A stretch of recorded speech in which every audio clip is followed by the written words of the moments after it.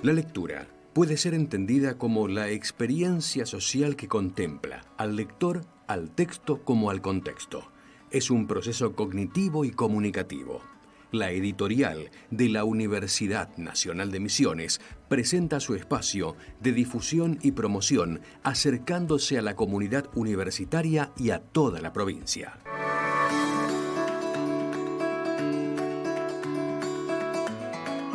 Libros, novedades, materiales de cátedras, tesis y ciclos de colecciones. Ahora, sus autores tienen la palabra. 8:33 en el país y como todos los días viernes tenemos el espacio de la editorial de la Universidad Nacional de Misiones y hoy quien nos va a acompañar y contar acerca de su obra es Marcelo Branda, autor de Malvinas, mitos y realidades. Es uno de los libros que está en la librería justamente de ventas de la editorial universitaria. Contarles un poco que Marcelo Branda nació en Buenos Aires, en Argentina, en 1963. Fue cofundador de la Asociación Argentina de Escritores Jóvenes, SADE Joven, en 1997, y de la Sociedad de Escritores Independientes en el 2001. Colaboró como columnista en los periódicos El Socialista Bonaerense, de la Corriente La Vanguardia, Inéditos y La Barraca, también en los ciclos radiales inéditos en Radio y La Herramienta. Muy buenos días, Marcelo. Te saluda María Cristina Miño desde la radio de la universidad. Hola, ¿qué tal? Buenos días para vos y para todos los oyentes. Bueno, Marcelo, queríamos saber, nos contaban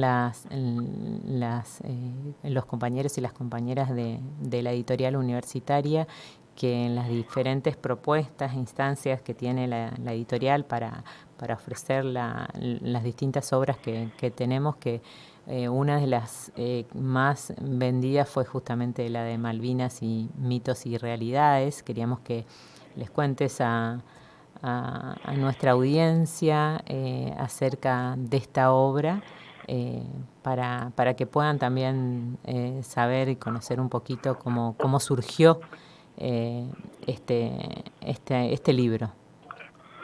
Bueno, yo ya venía hacía varios años teniendo la intención de escribir algo sobre el tema, porque al comprobar que sobre todo para cada aniversario de la ocupación del desembarco de Malvinas, se repiten las mismas cosas, los mismos mitos, como yo les llamo en el libro, que son muchas veces falacias, a veces por desconocimiento, a veces interesadas sobre el tema.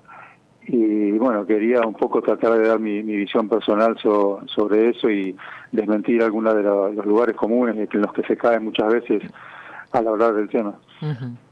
Y entre algunos de los que nos puedas contar, digamos, cuáles son los cuestionamientos o ese tipo de cuestiones de sentido común o que se replican que contabas.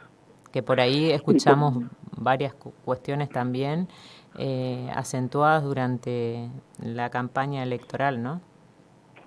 Claro, o sea, siempre hay toda una posición sobre Malvinas que es prácticamente de repudiar en bloque todo el suceso, cuando me parece que hay que distinguirse de otras cosas. Por ejemplo, uno de los mitos o de los lugares más comunes es decir que un general borracho no llevó a la guerra. Digamos, esto es desconocer todo el contexto histórico, jurídico, económico y geopolítico del problema de Malvinas. Y aparte es una simplificación terrible de un suceso histórico que es mucho más complejo. Nadie puede por sí solo tomar una decisión de esa envergadura y menos en estado de ebriedad. Digamos, hay una decisión política de la Junta Militar del gobierno de entonces, que aparte venía desde ya bastante tiempo antes de la asunción de Galtieri. Y fíjate que todas el poder en ese momento no lo ejercía solamente el presidente como cabeza del Poder Ejecutivo. El poder lo ejercía la Junta de Comandantes en Jefe, de acuerdo a sus propios estatutos, que estaban en ese momento por encima de la Constitución. Y de todas maneras, todas las decisiones importantes eran consultadas a nivel de los más altos cargos de las tres fuerzas, ¿no? A nivel de generales, brigadieres y almirantes. O sea que no fue una decisión inconsulta tomada de la noche a la mañana, sino que fue algo preparado y meditado desde hacía más de un año en ese momento. Esa, por ejemplo, es una de las principales. Después, hay varios capítulos de donde está dividido el libro, trato las otras, ¿no? Por ejemplo, el hecho de que la gente fuera de un día para el otro de repudiar al gobierno a apoyar al gobierno, cosa que es otra falacia, porque la población salió a la calle a apoyar la recuperación de Malvinas, y no al gobierno. O, por ejemplo, el tema de las bajas, que las bajas argentinas fueron casi todas de conscriptos y no de oficiales y suboficiales, o el hecho de que como que los militares no le daban de comer a propósito a los soldados. En fin, una serie de cosas que habitualmente se repiten y que no son realidad. Uh-huh. Y entre las cuestiones que planteas como la realidad, ¿qué podés contar del libro? Bueno, por ejemplo, esto que te decía, ¿no? En el caso de la planificación de Malvinas ya se venía preparando desde febrero del 81, por lo menos. O sea, todavía ni siquiera Videla había entregado el poder a Viola, que fue el antecesor de Galtieri.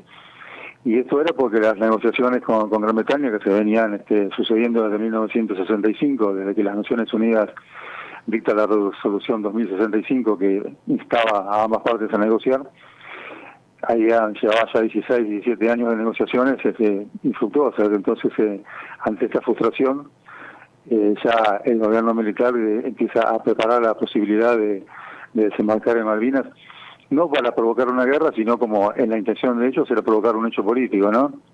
La ocupación de las islas, después retirarse, dejar una pequeña guarnición simbólica de unos 500 hombres y negociar, pensando que ellos iban a tener el apoyo de Estados Unidos, debido a que el gobierno argentino era sumamente anticomunista y se creía que Washington lo iba a apoyar. En esa época se estaban enviando asesores militares a Centroamérica para combatir a la revolución nicaragüense, etcétera.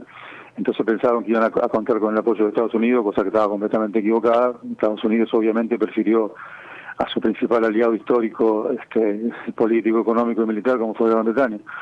Entonces, esa es una de las cosas. Por ejemplo, la preparación venía de hacía más de un año, incluso estaba previsto para completarse más tarde, para el 15 de mayo del 82, y se adelanta por el incidente que ocurre en la Georgia con el empresario chatarrero Davidoff, que había ido a desmantelar las instalaciones de Iribiken, y se produjo el incidente con las tropas británicas que ocupaban el lugar. Entonces eso hizo adelantar todo. Uh-huh. Pero esa es una de las cosas, por ejemplo. Después, si podríamos adentrarnos en las demás, que son el corazón del libro, ¿no? O sea, desmentir con... ¿Cuál es el corte, digamos, que hiciste para poder analizar, digamos, desde el contexto en el que se da el inicio de la guerra y hasta dónde hiciste el corte para poder analizar y contar, ¿no? Claro, el libro no es un libro común sobre Malvinas, en el sentido de que no es un relato cronológico de los hechos, uh-huh, ni un análisis del contexto político y demás. Hablo al principio del contexto, sino que más que nada se dedica sobre todo a tratar de desarmar alguna de estos mitos en torno al tema, ¿no? Entonces tomo la principal falacia o la principal conclusión o idea equivocada que hay sobre el tema, y trato de desmentirla muchas veces apelando simplemente al sentido común, y otras veces con datos y con informaciones duras de la realidad de ese momento, pero que habitualmente no se difunden. Uh-huh. Y en relación al después, Tomás, digamos, de cómo quedaron, digamos, los excombatientes y más teniendo en cuenta lo que decías, que cada vez que hay un aniversario y demás, que fue el disparador de tu libro, ¿no? Mirá, yo noto que por las conversaciones que yo he tenido con excombatientes y con algunos centros de combatientes, incluso con compradores del libro que que muchos son también veteranos, ellos se sienten muy identificados. La verdad que no he tenido críticas malas prácticamente. A veces me hacen alguna puntuación especial sobre determinada cosa, pero en general se han visto muy reflejados, porque la gran mayoría de los excombatientes no se ven a sí mismos como otras víctimas de la dictadura, como se los pretende presentar, sino que ellos están orgullosos de haber participado de la gesta y también rechazan esa idea de los chicos de la guerra, esa idea lastimosa y autocompasiva de los chicos de la guerra. Ellos se ven a sí mismos como soldados, como combatientes que fueron a defender la soberanía nacional, y un poco es también rescatar ese espíritu. Vos sabés que incluso antes de que terminara la dictadura se viene desarrollando una campaña de desmalvinización desde los medios de comunicación, a veces por desconocimiento, como te digo, tal vez la mayoría de las veces, pero a veces interesadamente. También los grandes medios de comunicación, los monopolios informativos que están más ligados a los intereses imperialistas, en este caso de Gran Bretaña, siempre han tratado de alguna manera o que se olvidara o enfatizar en los aspectos negativos de Malvinas, tratando de que la gente repudiara en conjunto todo el hecho y no lo tomara como lo que es, como la gesta de un intento de recuperación por parte del Estado argentino, más allá de quien ejerciera en ese momento, de un territorio que nos pertenece y que fue arrebatado injustamente por el colonialismo británico hace casi 200 años, y que en realidad Malvinas forma parte de la lucha por la independencia y por la soberanía nacional que hemos mantenido desde 1810, de la lucha por la independencia del Imperio Español, de la lucha por la soberanía en la vuelta de obligados. Digo, es un eslabón más de esa lucha ancestral que ha tenido el pueblo argentino en contra de la intervención imperialista en nuestro país. ¿Y qué te pasó, Marcelo, cuando escuchabas, por ejemplo, que el que va a ser nuestro presidente electo admira a una líder, la considera una líder a Margaret Thatcher, que fue la que dio la orden de hundir el Belgrano? Y en realidad muy mal, porque si bien yo entiendo que mi ley se refiere más que nada a la política y a la política económica de Margaret Thatcher, porque Margaret Thatcher fue la que inició un poco lo que se llamó en su momento la revolución conservadora o revolución liberal en Estados Unidos, que después siguió Reagan en Inglaterra, que después siguió Reagan en Estados Unidos, con las privatizaciones de empresas, con la desregulación del mercado, etcétera, etcétera. Creo que lo que él dice va más por ese lado, pero de todas maneras es chocante que justamente elija a una persona que lideró a Gran Bretaña en un momento de guerra con nuestro país.